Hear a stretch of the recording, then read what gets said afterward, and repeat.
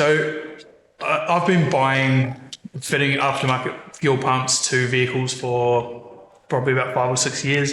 Some of the common issues that I've come across in the past have been an incorrect pickup filter. So the kit has been supplied as a universal fitment, and it has a universal pickups filter or sock on the end of the pump.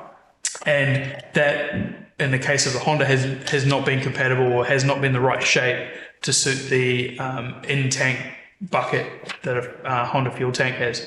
That's one issue. Another issue is that in my purchasing experience, it's been hard to validate whether the fuel pump that I'm buying is a genuine unit or not, whether it's actually from the manufacturer that it's advertised to be from. And a lot of the time, some of the listings that you can find online are quite sparse of information. It doesn't really feel like, am I getting a genuine unit? Am I not getting a genuine unit? It's really hard to know without any way to validate the supply chain. So probably the third thing is fuel pump mounting. The universal kits, the pumps won't be compatible with whatever sort of rubber isolators or mounting provisions are on the stock hanger, and you end up having to cable tie or hose clamp the new pump onto your old hanger. It feels, especially when you're doing the install, that feels a little bit half done, a little bit half baked. The product is a Bosch Motorsport Australia fuel pump with a vehicle-specific mounting kit developed by Honda. Within that mounting kit is an E85 rated inline section of fuel hose. It is a mounting clip for the fuel pump, and it is a fuel return extension hose and a Honda-specific pickup sock. This tube, this is the fuel return extension hose. This is the novel piece, the novel design that is included with this product that we've developed. You can see originally the return fuel comes into the hanger, comes in through this port, comes down through the top of the hanger, and then the return fuel hose stops about here. That point is actually higher than the wall of the stock fuel pickup receiver or fuel tank, the sub-tank inside the entire fuel tank. The fuel can go down the back of the pump, it can go around the pump, it can bounce off the pump, it can end up going sideways, it can end up missing the fuel pickup entirely. What we're doing here is we are connecting into that, and we are ensuring through transmission through a hose that the fuel makes it directly onto the pickup filter. That way this will happen whether the car's traveling in a straight line, going around a corner, no matter what. Fuel surge is a drop in fuel pressure, which means the engine's not getting the amount of fuel that it requires. Why did we develop this product? We developed this product because I was personally experiencing fuel surge in one of my vehicles. The vehicle in question is our white EK Civic 1996. That car has a turbocharged D16 engine. It has 510cc injectors and is producing, well, the engine is making about 200 horsepower. So it's demanding and requiring a fair bit more fuel than it would as a stock car. And I was finding when I was on track, that I would experience momentary power loss or momentary power cutting.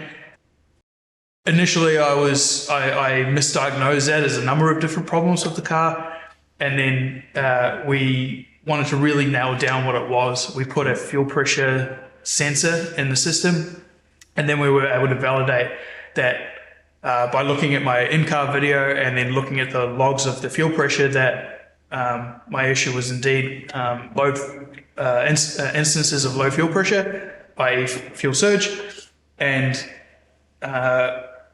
we then attributed that issue to geometry within the fuel tank, the ability for the fuel pump to pick up fuel at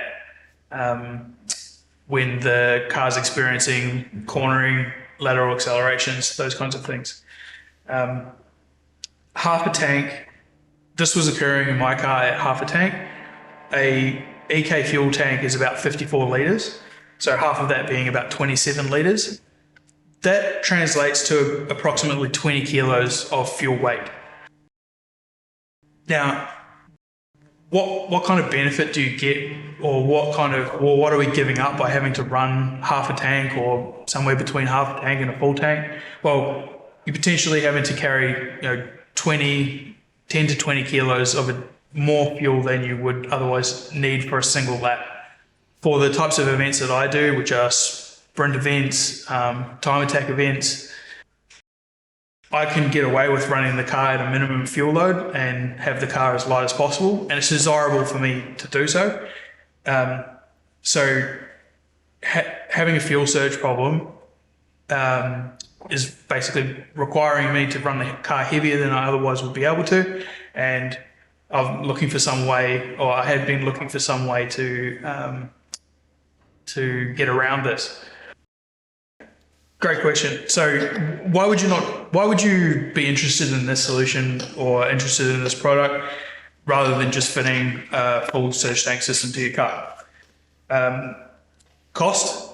Fitting a surge tank is quite an expensive endeavor. You're then effectively creating a completely separate additional fuel system in your car. This is the primary fuel pump, the primary EFI pump that supplies fuel to your fuel rail. When you introduce a surge tank, you then have this pump on the stock hanger inside your stock tank is then feeding into another tank somewhere mounted in your car. Then there's a fuel pump inside that tank or adjacent to that tank, which then feeds the fuel rail. So you're doubling the amount of fuel pumps in your car. You're doubling the potential failure points. You could have this pump fail, you could have the pump in the surge tank fail, you're probably tripling or quadrupling the number of hose connections that are related to fuel, and particularly high pressure fuel inside your car. So we've chosen to work with Bosch in this solution for a number of reasons. One, they're an OEM supplier. This pump has gone through the same rigorous manufacturing testing, manufacturing quality controls as a unit that was put in a factory car. It has, we can legitimize and we can prove the pump source.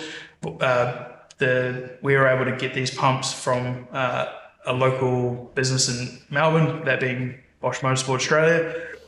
So we have 100% knowledge of where the pumps come from and the fact that they are what they are supposed to be. There is product data available for the pump. There's a data sheet. That data sheet has on it things like fuel volume versus voltage charts, and we were able to talk with Bosch about the compatibility of this pump with E85 fuels, normal gasoline, that type of thing. This pump has been is sold as being E85 compatible. This pump is, for it to make its way and become available, it had to pass a 10,000 hour durability test. So compared to something that is purely sold into the aftermarket, does not have to pass that kind of rigorous testing.